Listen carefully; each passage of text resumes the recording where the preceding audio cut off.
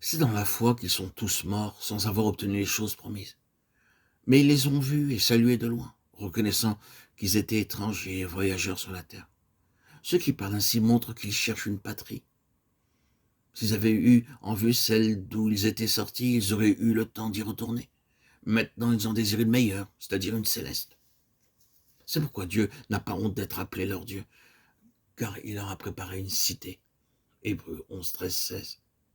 Un peu de temps avant que ces messages ne soient donnés, désirant être tranquille et loin d'un certain nombre de choses, je suis allé me retirer à la campagne, le cœur tourné vers le Seigneur et vers sa parole.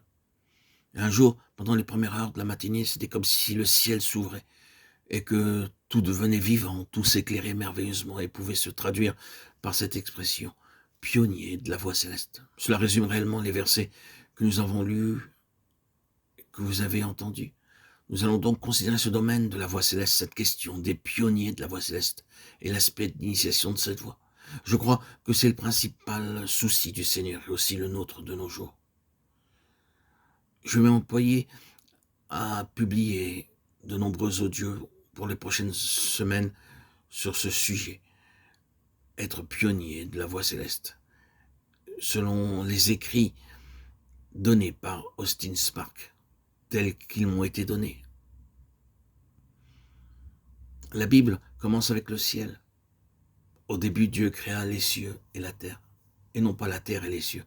Les cieux viennent en premier. La Bible termine avec la ville sainte, la nouvelle Jérusalem, venant de Dieu et issue du ciel. Apocalypse 21, 2. Et de même que le ciel est au commencement et à la fin, ainsi tout dans la parole de Dieu, du début jusqu'à la fin, est du ciel et pour le ciel. Il est ainsi dans le domaine naturel comme dans le domaine spirituel. Les cieux gouvernent la terre et le terrestre. Et le terrestre doit répondre au céleste. Ce sont les cieux, c'est le ciel qui est la finalité. Tout doit être à la lumière du ciel, répondre au ciel et venir du ciel. C'est la somme des paroles divines, le contenu tout entier des Écritures.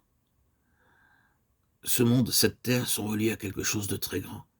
Quelle que soit l'importance de la création par rapport au plan divin, cette terre est l'objet d'un grand souci divin, car les plus grandes choses de tout l'univers ont eu lieu sur cette terre. Dieu est venu ici-bas en chair, il a vécu ici-bas, il s'est donné lui-même pour ce monde. Le grand dénouement des conseils éternels devra avoir lieu sur cette terre.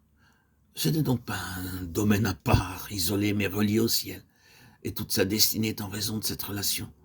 Son importance réside dans son rapport avec quelque chose de plus grand que ce qu'elle est en elle-même avec le ciel.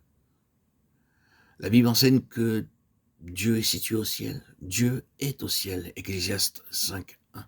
C'est une déclaration. Elle enseigne qu'il y a un système, un ordre dans le ciel qui est le véritable un et qui est l'ultime un. À la fin, sur cette terre aura lieu l'établissement de l'ordre céleste comme étant la consommation de tout le conseil de Dieu.